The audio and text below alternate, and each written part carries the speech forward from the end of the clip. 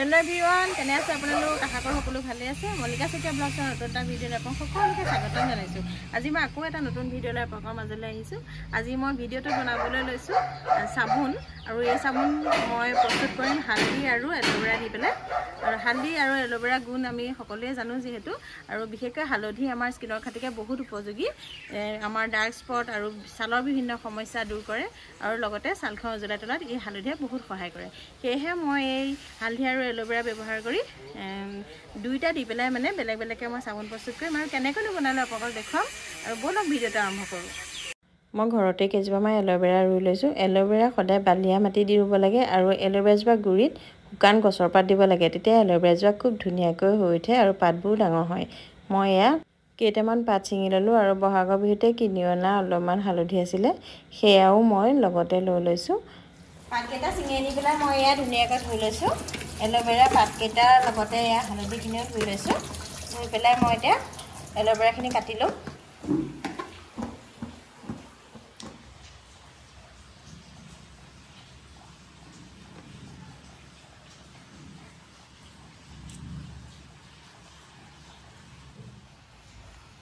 মই এতিয়া এল'ভেৰাখিনিৰ ভিতৰৰ জেলটো এই বাতিটোতে উলিয়াই লৈছোঁ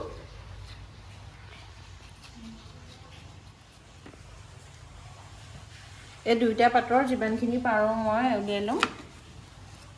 জেলখিনি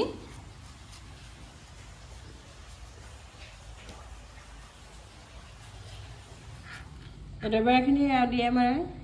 পিচ পিচকৈ কাটি লৈছোঁ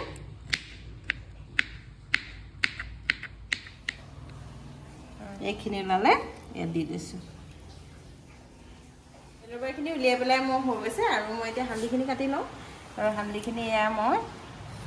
ৰেডি কৰি লৈছোঁ বাকলি গুচাই আৰু হালধি কাটোতে মানে কি হৈছে কটাৰীত লাগি যায় সেইকাৰণে অলপমান মিঠাতেল লগাই ল'ব লাগে তেতিয়া কটাৰীটো নালাগে আৰু হাততো লগাই ল'ব লাগে তেতিয়া হাততো নালাগে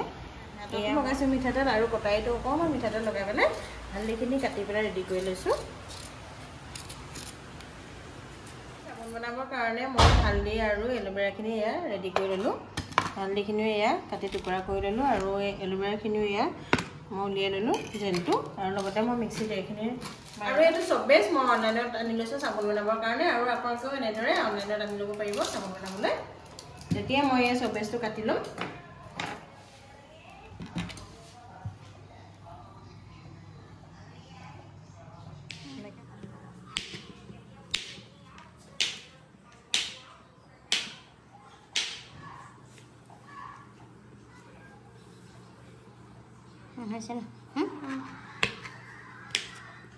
এতিয়া মোৰ চবেজখিনি গোটেইখিনিয়ে কাটি হৈ গৈছে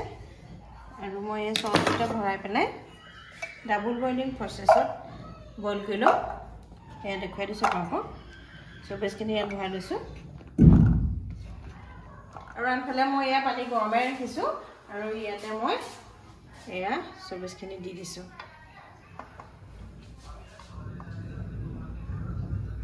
মই মিক্সিত মাৰি ল'লোঁ এল'ভেৰাখিনি আৰু এই চেকনিখনত চাকি লৈছোঁ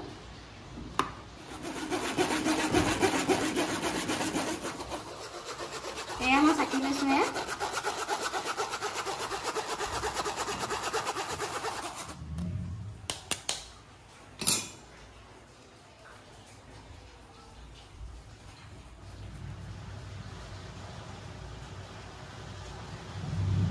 লগতে এখন মৌল মই অনলাইনতে আনিছিলোঁ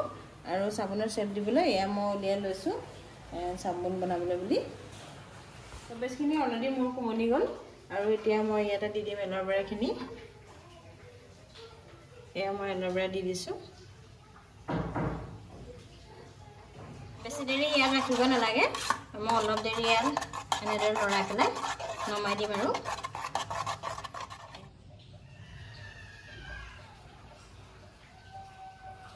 মোৰ হৈ গৈছে এতিয়া মই এয়া মৌলটোত দি দিম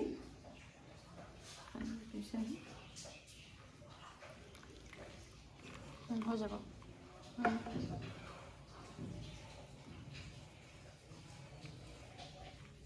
এয়া মই হালধিখিনিও মিক্সিত মাৰি ল'লোঁ আৰু লগতে এল'ভেৰাও দি দিছোঁ আৰু এয়া মই চাকি লৈছোঁ ন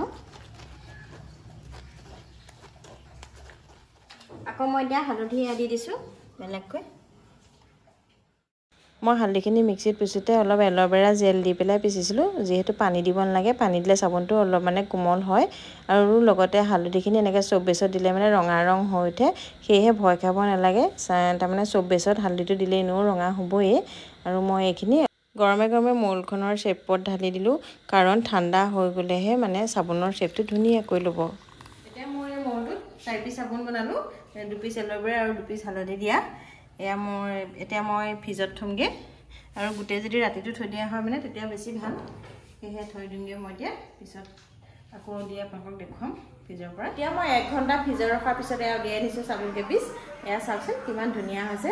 এয়া মই উলিয়াই দেখুৱাইছোঁ আপোনাক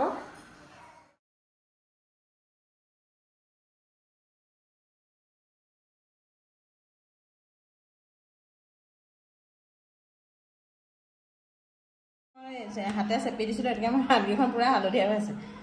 এয়া ফাইনেলি এয়া চাবোন আপোনালোকক দেখুৱাই দিছোঁ কালাৰকেইটা একদম আস্থেটিক হৈছে কালাৰকেইটা চাওকচোন ইমান ধুনীয়া হৈছে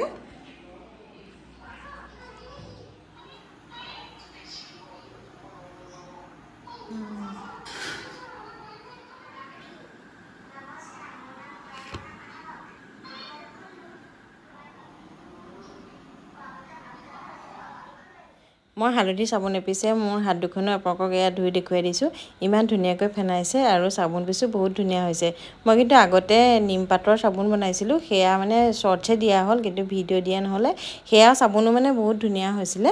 আৰু মই সেয়া ইউজ কৰি বহুত ভাল পাইছিলোঁ আৰু সেয়েহে পুনৰবাৰ আকৌ এয়া বনাইছোঁ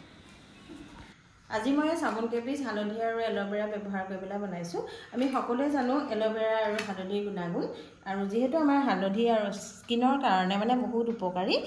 হালধিয়ে আমাৰ স্কিনৰ সমস্যা দূৰ কৰে আৰু লগতে ডাৰ্ক স্পটবোৰ যোৱাই লগতে হালধিয়ে আমাৰ ছালখনৰ উজ্জ্বলতা বৃদ্ধি কৰাটো সহায় কৰে যেহেতু এই চাবোনখিনি কোনো ধৰণৰ কেমিকেল ব্যৱহাৰ কৰা নাই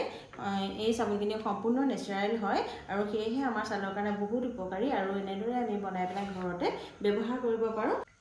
আমি যদি এনেকুৱা হাৰ্বেল চাবোন নিজে কিনিবলৈ হয় তেতিয়া আমি পাৰ পিচ হয়তো 50-60 रुपीस মানত কিনিব লাগিব সেয়েহে যদি আমি চবেছটো কিনি পেলাই ঘৰতে আমি এনেকৈ তৈয়াৰ কৰি লওঁ হয়তো আমাৰ মানে বহুত মানে কম পইচাতে আমি কেবা পিছো চাবোন পাব পাৰোঁ আৰু আমি ঘৰতে মানে ধুনীয়াকৈ হাৰ্বেল চাবোন ব্যৱহাৰ কৰিব পাৰোঁ বন্ধুসকল আজি মই এল'ভেৰা পাত চিঙাৰ পৰা ধৰি চাবোন বনালৈকে গোটেই প্ৰচেছটো আপোনালোকৰ আগত শ্বেয়াৰ কৰিলোঁ আৰু আপোনালোকেও যদি ভিডিঅ'টো চাই পেলাই এনেদৰে হাৰ্বেল চাবোন প্ৰস্তুত কৰিব পাৰে আপোনালোকেও যদি মোৰ ভিডিঅ'টো চাই ভাল পালে তেতিয়াহ'লে আপোনালোকে ঘৰতে এনেদৰে হাৰ্বেল চাবোন প্ৰস্তুত কৰি নিজৰ ছালখনৰ যত্ন ল'ব পাৰিব লগতে মোৰ ভিডিঅ'সমূহ আগলৈও চাই থাকিবলৈ আপোনালোকে মোৰ চেনেলটো ছাবস্ক্ৰাইব লাইক আৰু শ্বেয়াৰ কৰিবলৈ নাপাহৰিব আকৌ এটা সুন্দৰ ভিডিঅ'লৈ আপোনালোকৰ মাজলৈ আহি আছোঁ আজিলৈ আপোনালোকৰ মাজৰ পৰা বিদায় ল'লোঁ